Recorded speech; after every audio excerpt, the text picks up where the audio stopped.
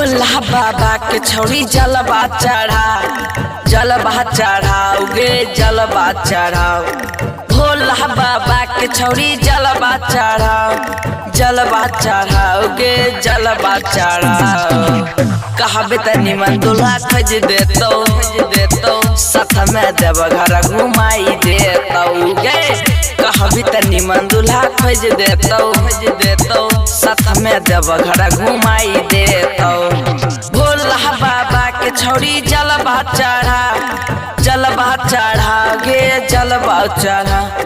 भोला बाबा के छौरी जलवा चढ़ाओगे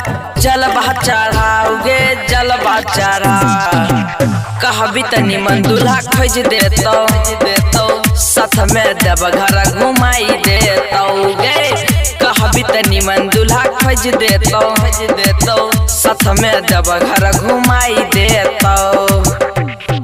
mix by Rakesh Lal Yadav. Music director DJ Guddu Raj. कहबी त निमन दूल्हा खोज देतो साथ में देवघर घुमाई देतो। देवघर घुमाई देतो गे देवघर घुमाई देतो। भोला बाबा ऐसन मिलतौ नहीं गोरो डिबिया बैरा गोरी खोई जले। डिबिया बैरा गोरी खोई जले हे गे। भोला बाबा ऐसन मिलतौ नहीं गोरो डिबिया बैरा गोरी खोई जले।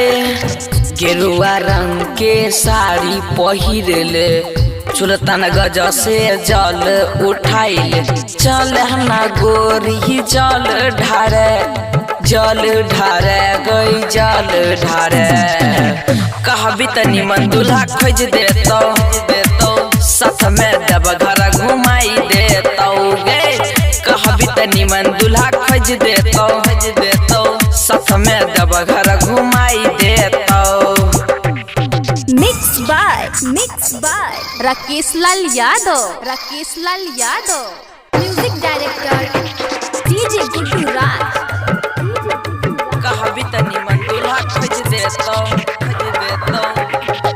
साथ में देवघर घुमाई देतो। देवघर घुमाई देतो गे देवघर घुमाई देतो गे। कोनो चीज के तोरा कमी नहीं होई तो भोला बाबा के कृपा से। भोला बाबा के कृपा से हे गे। कोनो चीज के तोरा कमी नहीं होई तो भोला बाबा के कृपा से।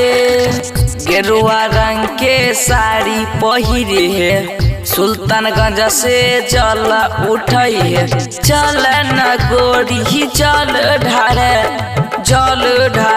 गई जल ढारे।